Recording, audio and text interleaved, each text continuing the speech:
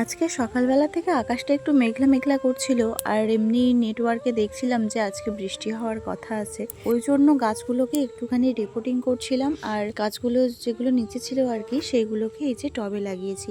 তো টবগুলোকে এইরকম করে লাইন করে সাজিয়ে রেখেছি। এগুলো তো গাছগাছালির ভিতরে ছিল, সেইগুলো পরিষ্কার করে আর সাজিয়ে রেখে ভাত খেতে খেতে প্রায় 3:30 মতো বেজে গেছে। আজকে রান্না করেছিলাম এই যে ডাল ছিল, আর সাইটিং মাছ আলু দিয়ে একটুখানি রসা রসা মতো করেছি, আর হচ্ছে একটু ভেন্ডি আলু ভাজা। এই হচ্ছে আজকের খাবার, আর সাথে স্যালাড আছে। তারপরে একটুখানি রেস্ট নিয়েছি, নিয়ে সন্ধেবেলা ভাবলাম চলো একটা আনারস হয়েছে গাছে, পেকে গেছে, এটাই নিয়ে আসতে গেলাম। আগে প্রচুর হতো, তো এই বছর 3-4টে মতো হয়েছে, তো এইটা পেকে গেছে। আর এই মাথায় যেগুলো দেখছো এইগুলো দিয়ে আবার গাছ মানে রুয়ে দিলে আবার গাছ হবে, বসিয়ে দিলে। তো চলো, এখন হচ্ছে অন্ধকার হয়ে গেছে, দেখো বাগানে। আর এখানে এই যে একটা আছে, ওদিকে আর একটা আছে, ওই যে জটা মতো দেখা যাচ্ছে, ওই একটা, আর 3টা আছে।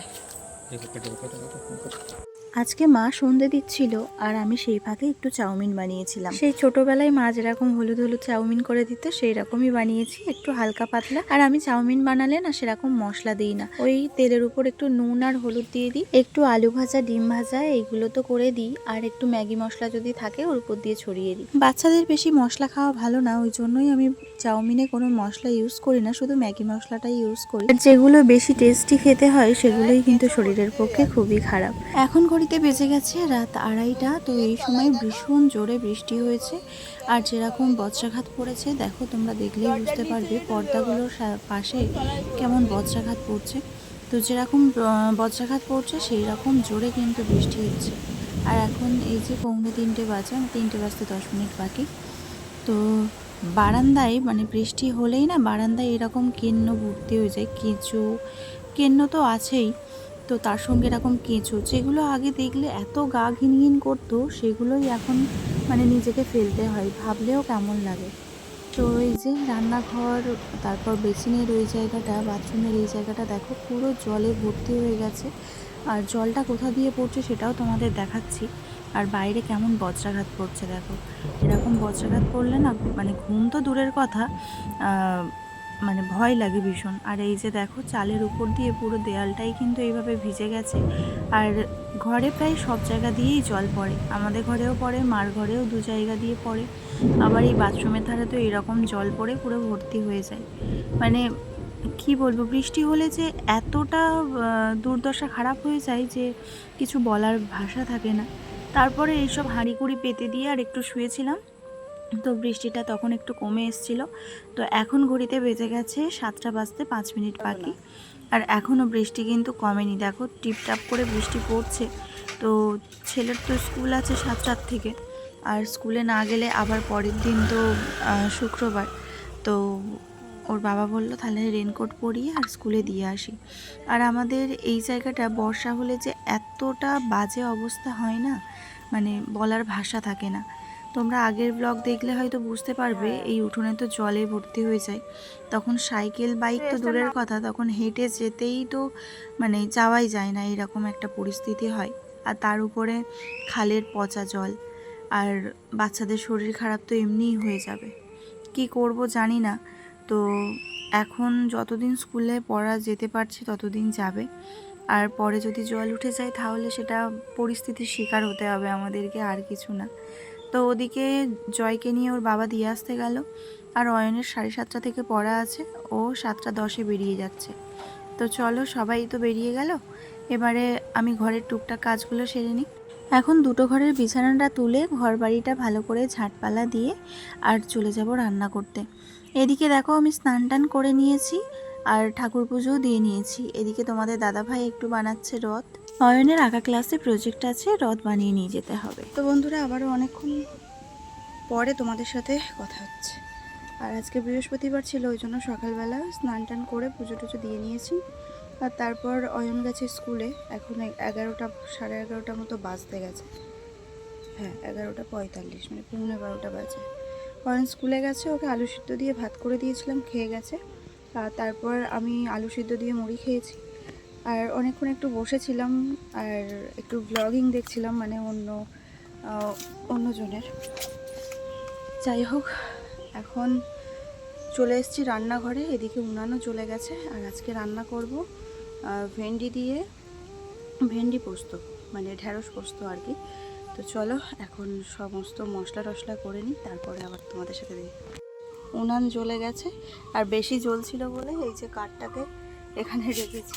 চলো, এই কাঠটা ধোঁয়া হচ্ছে বেশি, আর উনানের জালও কমে গেছে, কোনো জোগাড় নেই, উনানটা জ্বলে গেছে বুঝলে, ওই জন্য কাঠটা বের করে দিয়েছিলাম। আর এদিকে পোস্ত, কাঁচা লঙ্কা আর একটা দেবো, আর সর্ষে, কাজু বাদাম দিলে ভালো হতো, বাট কাজু বাদাম নেই, তাই ওই শিলের উপর রেখেছি, ওগুলো বাটবো। কড়া গরম হয়ে গেছিলো, আবার নামিয়ে রেখেছি। আর এদিকে ভেন্ডি একটু গোটা গোটা করে কেটে নিয়েছি, নিয়ে বেসন, হলুদ গুঁড়ো, লঙ্কা গুঁড়ো আর নুন দিয়ে ভালো করে সামান্য একটু জলের ছিটে দিয়েছি, এটা ভালো করে মাখিয়ে নিয়ে আর ভেজে নেবো। তো ভেন্ডি পোস্ত রান্নাটা আমি এই দ্বিতীয়বার করছি। প্রথমবার করেছিলাম, বেশ টেস্টি হয়েছিল বলে তাই ভাবলাম পরের বার যখন করব তখন তোমাদের সাথে শেয়ার করব। তো এই যে নুন, হলুদ আর একটু বেসন আর একটু শুকনো লঙ্কার গুঁড়ো আর সামান্য একটুখানি জলে ছিটে দিয়ে ভেন্ডিগুলোকে ভালো করে মাখিয়ে নিয়েছি। কড়া গরম হয়ে গেছে, তো দিয়ে দিয়েছি বেশ খানিকটা সর্ষের তেল। তো তেলটাও গরম হয়ে গেছে, দেখো ধোঁয়া উঠছে। তো এবারে দিয়ে দিলাম হাফ হাফ করে ভেন্ডিটা ভেজে নেব।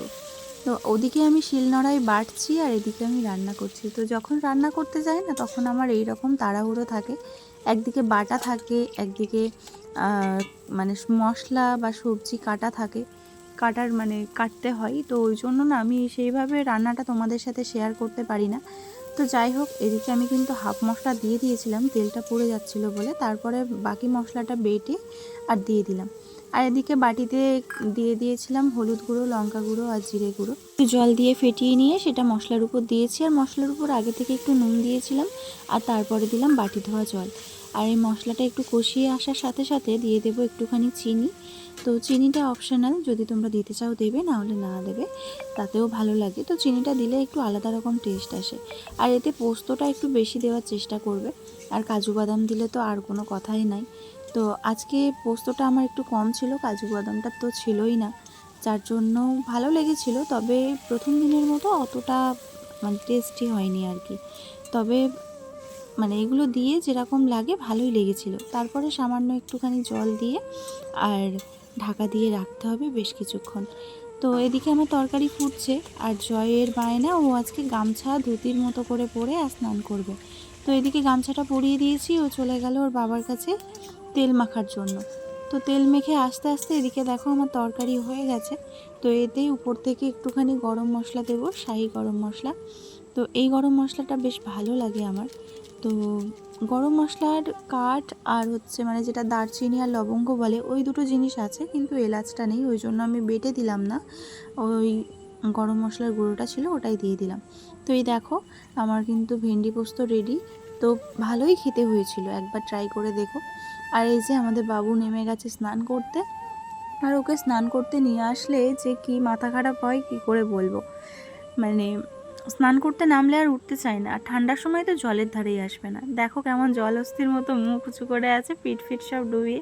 ওর বাবা না হলেও আমার কথা এখন শুনছেই না, তাই ওর বাবা এসছে। তো চলো আজকের মতো ভিডিওটা আমি এখানেই শেষ করছি, কেমন লাগলো অবশ্যই জানিও।